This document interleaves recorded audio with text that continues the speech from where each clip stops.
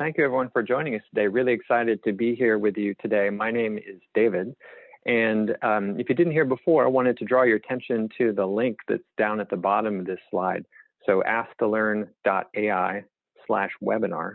Please feel free to go there at any point during the presentation. You can submit to get some more information, learn more about our starter program, and encourage you to go there.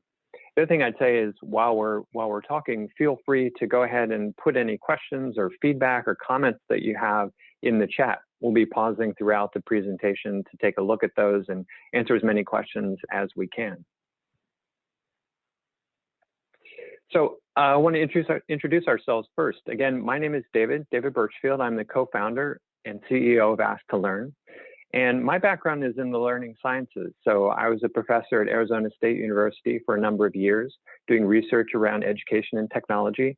And then 10 years ago, started working in ed tech and in areas that we're going to be talking about today. And also want to introduce you to my co-founder and colleague, John Triunfo. John, you want to say a couple words? Hi, everybody. I'm John, co-founder and COO of Ask2Learn. My work centers around working with administrators to deploy and scale the types of capabilities you'll learn about today that support teacher and student growth across schools and school districts. All right. Thanks, John. So here's what we're going to cover today. The first thing we want to do is give you a little bit of an introduction to Ask2Learn so you have an idea of where the data comes from and how it's generated. And then we're going to dive right into the results that we've been seeing, particularly looking at questions about instruction that was occurring during the fall semester. Once we've had a look at it, then we'll talk about some of the ways that educators are using the data. Depends in varying ways according to their position and their role within the organization. We'll talk a bit about that. Then we'll go a little bit deeper into the Ask2Learn platform and also talk about ways that you could bring this data to your organization. All right, with that, let's dive in. So why Ask2Learn? What is Ask2Learn? It's a teacher growth platform. And we developed this platform really with two goals in mind. The first one is to empower teachers to be able to reflect and grow. We want to provide them data and feedback about instruction so they can use that information to improve and grow in the ways that they see fit. Now, in addition, we wanted to be able to support administrators who really have that same goal. We want to provide them with data and feedback that they can use to build a great faculty, to support their teachers. So with Ask2Learn, a teacher can make a recording of a lesson, they upload that recording, and they get an analysis back. And again, they get a variety of data that we'll be talking about that they can use to better understand what really happened in the classroom and what are their opportunities for growth. So the data that we're going to be talking about today came from Ask2Learn. We actually collected it really recently. So this is just from September and October of 2020. Teachers from across the US and Australia uploaded Ask2Learn sessions. So we analyzed those sessions and provided reports back to those teachers and schools. In addition, we took data and anonymized it, aggregated it, and segmented it. And that's what constitutes the data that we're going to talk about today. So during this time, we had a really key question, right? COVID-19 forced instructional changes. A number of schools went all virtual. Some were able to remain in person, and some adopted a hybrid model. And the key question for us was, how has the instructional format impacted instruction? So we're going to go ahead and dive into the results from that analysis and look at it from a multitude of perspectives. So one of the pieces of data that Ask2Learn provides is a breakdown of the types of questions that teachers are asking in the classroom. And one of the types of questions that they ask are things relating to classroom management. So in the setting of virtual instruction, often those are things like, can you mute? Can you unmute? Can you see me? Can you access the materials?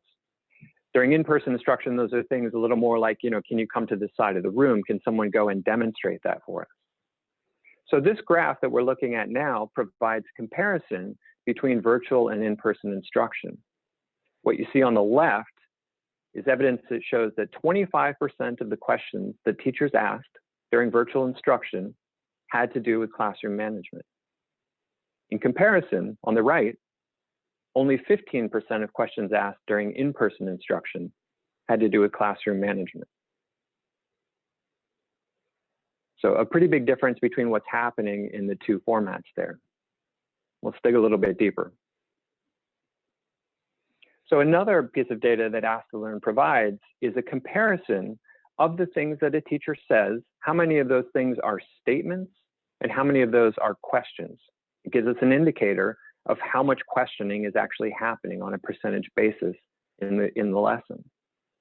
Here again, we've made a comparison between in-person versus virtual instruction. What you see on the left is evidence that shows that 16% of the things that teachers said during in-person instruction were questions. On the right, only 10% of things that teachers said were questions. So roll that up, and 60% more questions were asked by teachers during in-person instruction compared to virtual instruction. Again, significant evidence that shows us that something different is happening between the two formats, for sure. So with this, we wanted to then understand a little bit more what's happening within the within the subject areas. And that's what you see here. Again, Ask2Learn data provides a breakdown of the types of questions that teachers are asking. We talked about classroom management questions before, but we wanted to look at how many of the questions that teachers are asking in ELA classrooms are related to the content. So these are things like comprehension questions, grammar questions, those sorts of things that are on topic pertaining to the particular lesson.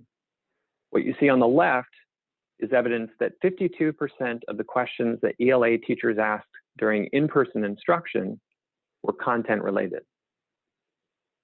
On the right, we see that only 28% of questions asked by ELA teachers in virtual instruction were content related. So 83% more ELA content related questions were asked during in-person compared to virtual. A significant difference there. Now, we'll see that it's even more pronounced for math instruction data that we looked at. So another kind of question is a critical thinking question. These are questions that are not just about recall, but they're asking students to think more deeply, make inferences, make comparisons and classifications. So during math instruction, what we see on the left is that 65% of questions asked were these type of critical thinking questions. During virtual instruction, what you see on the right is only 33% of questions were this critical thinking type. So almost 100% more critical thinking questions were asked during in-person math lessons compared to virtual instruction. So a significant difference there as well, for sure. So what I'd like to do is I'll pause for a moment here. I want to look over in the chat, see if we have any questions coming in.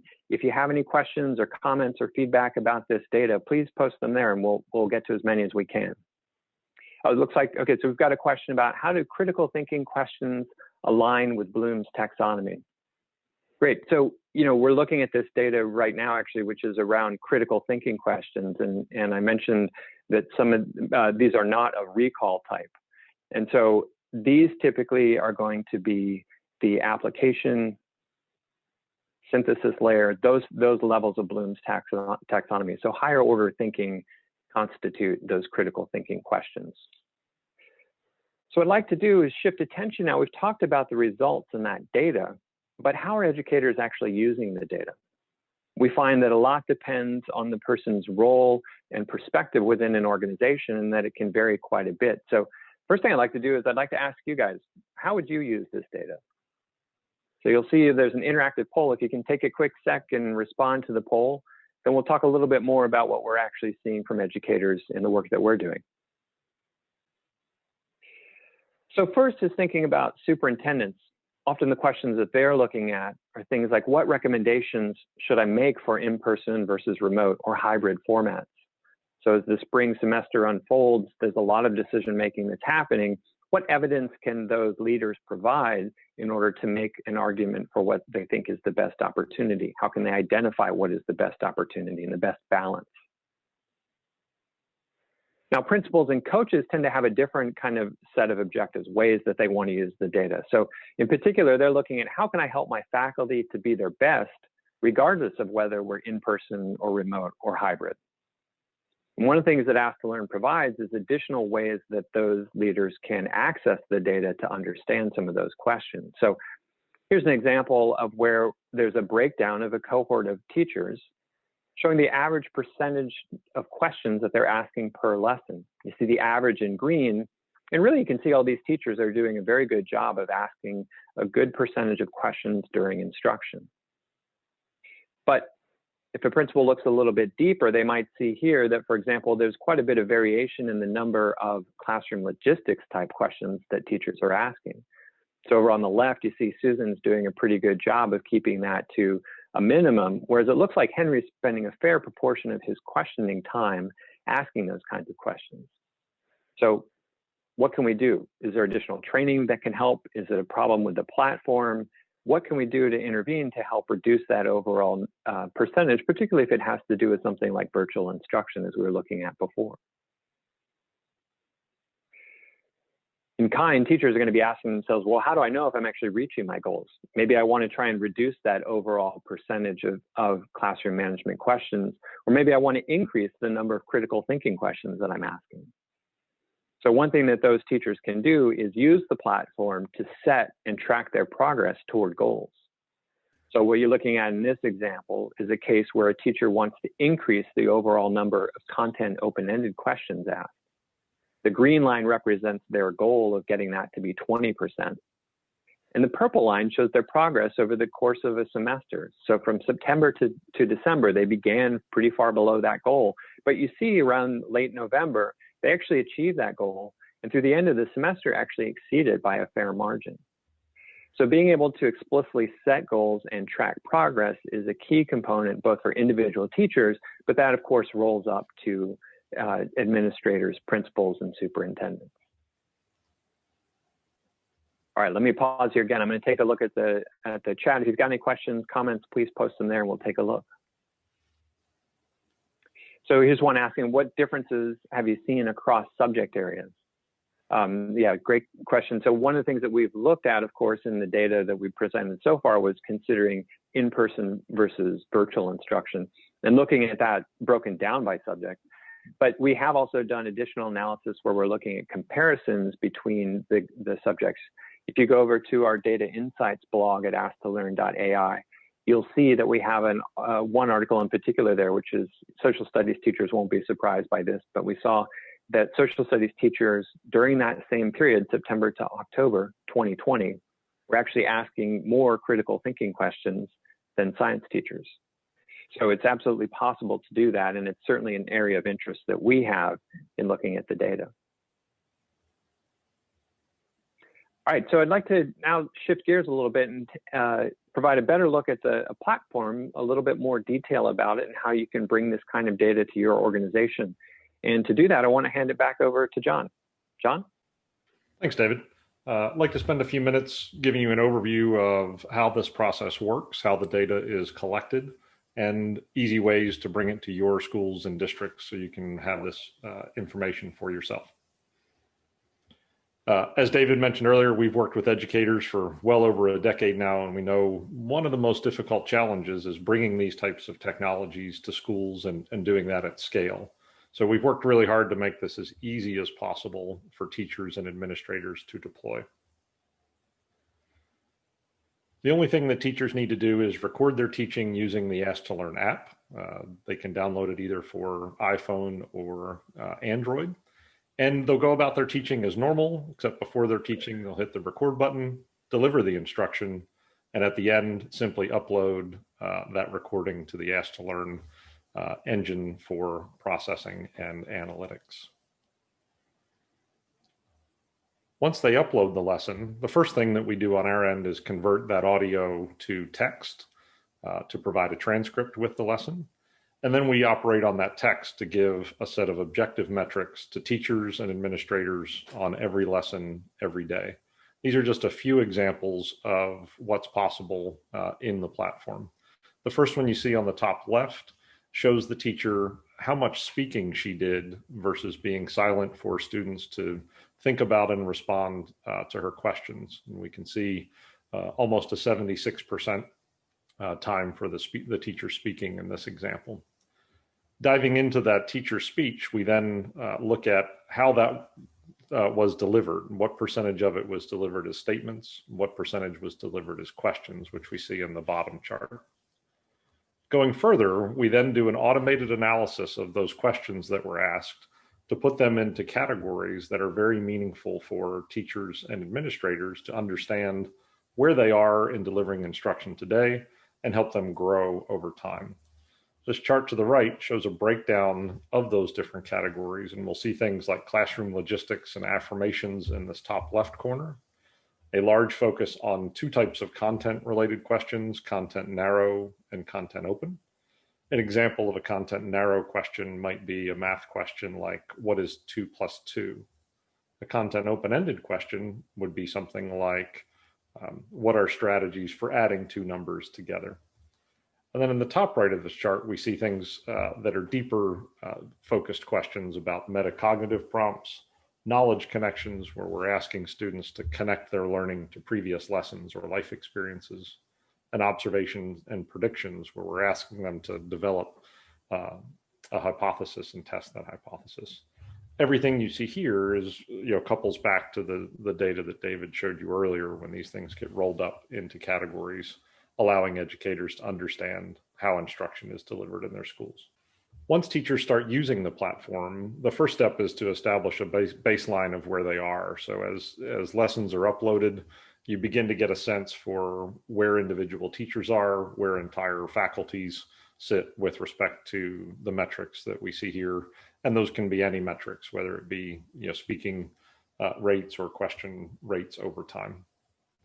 After that initial work, as teachers continue to use the platform and put more sessions in, they've worked with administrators to define goals of where they want to be over time as a faculty. And we see great progress there because teachers now have feedback every day as opposed to once a semester using traditional observation methods. Let's talk for a few minutes about how you can know this for your school. So we've created the Ask2Learn starter program. That's a really simple way for educators to bring Ask2Learn into a building and start gathering this data from your teams as opposed to what we've shared with you today. That program is designed to be super easy to get going with. It's a 30-day duration program.